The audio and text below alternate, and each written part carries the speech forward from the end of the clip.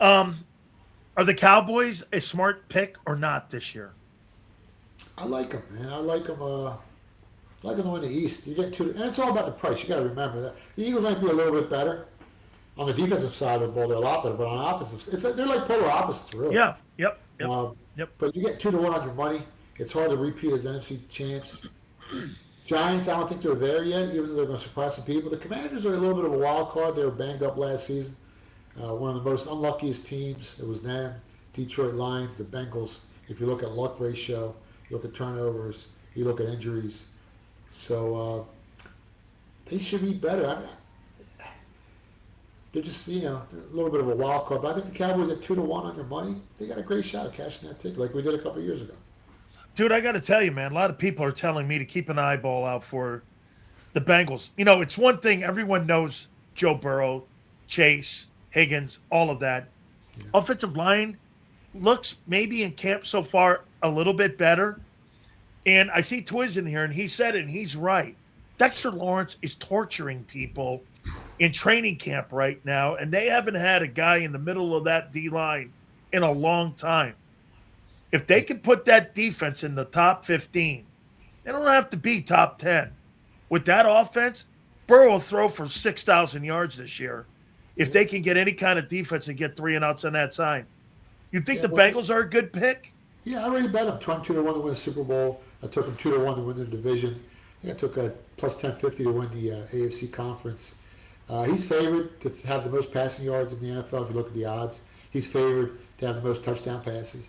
Like, it's fucking Joe Burrow. Like, you know, you put him on a team like the Rams, the Chargers, the Chiefs. You put him on the Eagles. The Eagles might win 4 Super Bowls in a row. That's how great that. I mean, he's not just my favorite quarterback in the league. It's either him or Patrick Mahomes.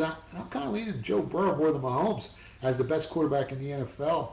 And I remember back in 2000, I think it was 18 or 19, when I bet LSU at 40-1 to win the national championship because of him, because of that team. And I had him at plus 1450 to make the playoffs and plus 450 to win the SEC that year.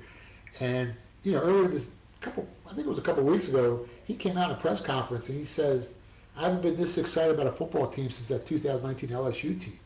So yeah, they definitely got a shot to win the whole thing. Now, the AFC got a lot of great quarterbacks: Josh Allen, Patrick Mahomes, Justin Herbert. With a healthy offensive line, he's dangerous with that Chargers team, with Harbaugh coaching that football team.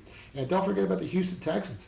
I mean, who's got a better front seven than them? Who's got a better defense than them? And if C.J. Stroud can play, like he did the first year when he came out a couple of years ago, and they can get a little stronger on an offensive line, that's an extremely dangerous football team. But they, like I said, they got to secure their offensive line and give CJ some time to throw the ball, because you saw him he was running for his life in the playoffs. I mean, and I don't care who's back there. If you don't have an offensive line, it's hard to win. Yeah, when you see a comment like this, he's like, Dexter Lawrence is killing the 31st top offensive line with the Bengals. Yeah, he also kicked the crap out of Cam Jurgens every year he's ever played. I mean, it's not like he's not torturing Cam Jurgens every time he lines up against the Eagles. That guy is a force, is Dexter Lawrence there. So He, do he, me a God, I'm sorry. favor. In the AFC, if you were to put them in order, who would you put in order here as your top three teams in the AFC right now? You'd have to go Bills number one, Bills but number one. but Okay. honestly, I think it's a coin flip, and the odds really don't represent how close these teams are. So, the Bills are 10-1 to win the Super Bowl. Chiefs are 22-1. Bengals are 20-1. I think the Texans are 18-1. Chargers are right there, 16 or 17-1. Patriots are at 16-1. I think they got the same odds as the Eagles to win it all. Uh, but I exclude the Patriots because of the Super Bowl hangover, because of some of the issues they have on their offensive line. And it's great having A.J. Brown on that football team, and they're going to be a highly explosive offense. But again, that Super Bowl hangover is real, and they got a tougher schedule. Now, they're not going to surprise people this season, the Patriots. Last year, they were the luckiest team in the NFL, one of the healthiest teams in the NFL. If you look at their average health score, they had a plus 8 or 9 average health score on a week-to-week basis over their opponents. So their opponents, they just caught every team at the right time. And even in the playoffs with the Broncos, when they lost a quarterback, and then they were exposed by the Seahawks in the Super Bowl, and they had no business, playing the Seahawks. And so, but they got there. The ball bounced their way. They were healthy. Other teams got banged up. The Bills with that interception, that was a pass completion, or else they probably end up in the Super Bowl. So everything went their way. So I don't really think the Patriots are going to get there. But, teams like the Bills, the Bengals, the Texans, the Chargers, and even the Broncos. I mean, that defense is unbelievable. I'm not high on the Bengals, the Ravens. I'm not high on the Patriots. What about the Chiefs? Yeah, I'm not betting against them. Last year they were banged up. He was banged up. One of the unluckiest teams, when you look at luck ratio, they lost a lot of close games late. Usually they win those close games, and last year, they weren't doing it. So, do you think the Jags do it again? It's tough. I can't.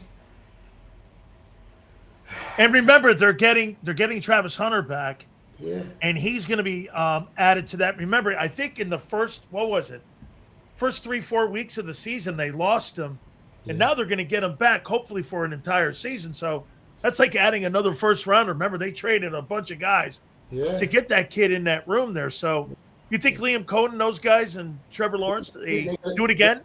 They got a good defense, but Trevor Lawrence, like every time he convinces me he's for real, and then he shoots blanks, So he had a good season last year, but in the playoffs again, he underperformed. He had a lot of opportunities to win a couple of those close games, and he just couldn't come through. He's not, he's got great physical talent, and he's a pretty good quarterback, but he's not a Josh Allen. He's not a Patrick Mahomes. He's not even a Justin Herbert. He's not a Joe Burrow. He's going to have to beat those guys. And I don't think he can. I don't think, he's good enough to beat those quarterbacks. And they're the guys I'm looking to back. The teams with the better defenses. And if you got a quarterback like Joe Burrow, you can beat anybody. It don't matter how good your defense is. It don't matter how good your team is. He keeps coming. He's a gunslinger. And you give him a chance to win the game with, 45 seconds on the clock. He's going to march down the field. He's going to get to the goal line. Now what happens then?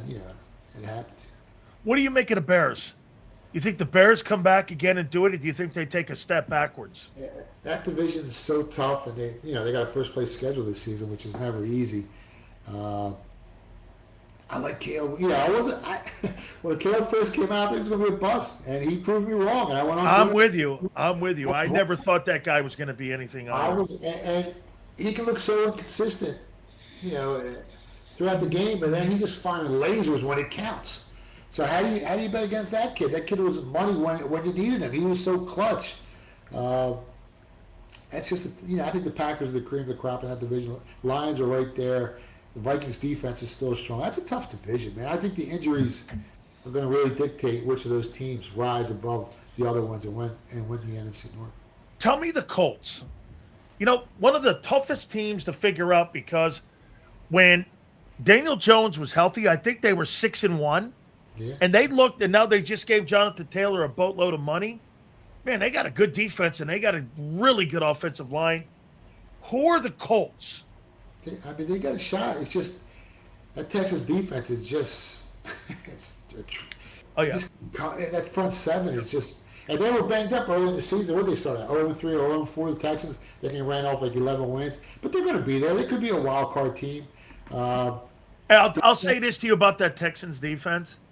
I think that Texans defense in the salary cap era is arguably one of the top 5 defenses that I've seen in 25 years. Yeah, because they're young, they've got multiple positions, their corners, their edges, their linebackers, the interior defensive tackle. As a unit, they're great on every single level. Yeah. And a year ago, they gave up only 274 yards in total offense. Total defense. And it's just truly one of the best defenses I've seen in a long time. You want a good stat? Yeah. Attention to how teams perform the following week after they play against that Texans defense. It's not good. It's not good, especially against the price, against the point spread. So when you play a defensive line like that, they beat you up. They beat that offensive line up. They beat everyone up. And the following week, you want to bet against that team.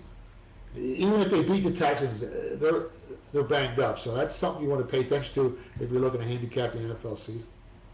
Boy, I'll tell you something, man. I really like that football team. It comes down to Stroud, really.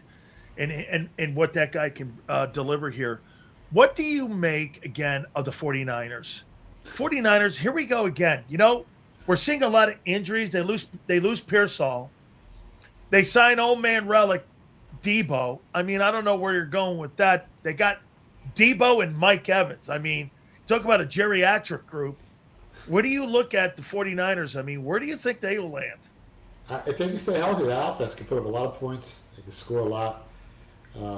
Shanahan's one of the best play callers, even though he has choked at some big moments in the playoffs with the Falcons and the 49ers.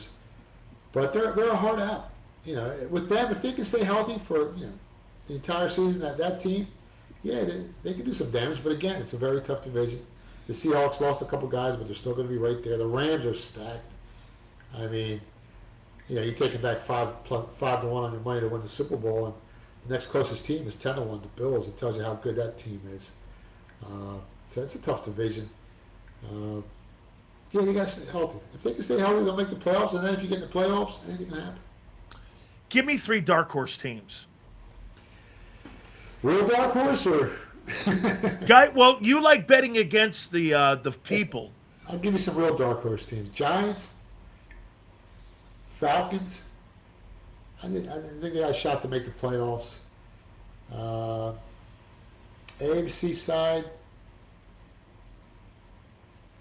I mean, the Bengals are 22-1, but they're not really a dark horse. They got Burrow.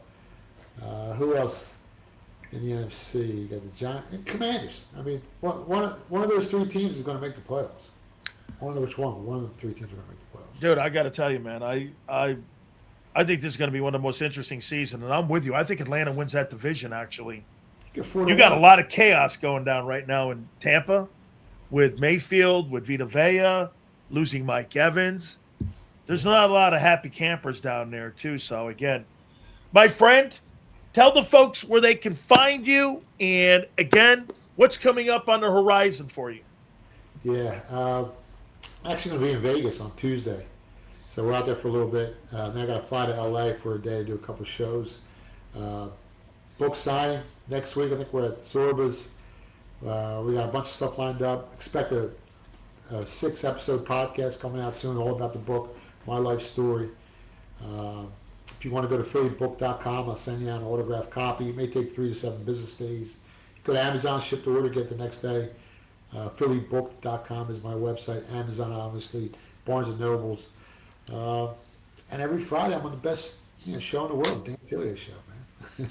Wait till you see what we got coming up in the next couple weeks here. We got some things coming up with this show, with the weekend shows.